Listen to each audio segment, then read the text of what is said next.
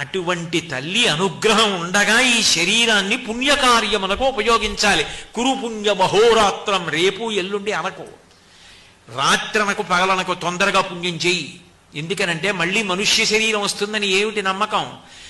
ఇవాళ ఇక్కడ ప్రవచనం జరుగుతోంది, దుర్గమ్మ తల్లి దర్శనం చేసుకుంటాను, హారతి చూస్తాను, వేద విద్వాంసుల్ని దర్శిస్తాను, నేను కూర్చున్న 4 మాటలు వింటానంటే ఇతర ప్రాణుల్ని లోపలికి పంపిస్తారా? మనుష్య ప్రాణి అయితేనే ఆ సౌభాగ్యం. అది ఎన్ని కోట్ల జన్మల తర్వాత వస్తుంది మళ్ళీ. మనుష్యత్వం మముక్షత్వం మహాపురుష సంశ్రయ, రమ్మంటే వచ్చేది కాదు, ఎప్పటికో అన్నారు వివేక చూడామణిలో శంకర భగవత్పాదులు. కాబట్టి అందరికన్నా నాకు ఆవిడ ఎక్కువ అన్న భావన నీకు లేకపోతే ఎక్కడో తప్పు జరిగిపోతోంది. అది గుర్తించు.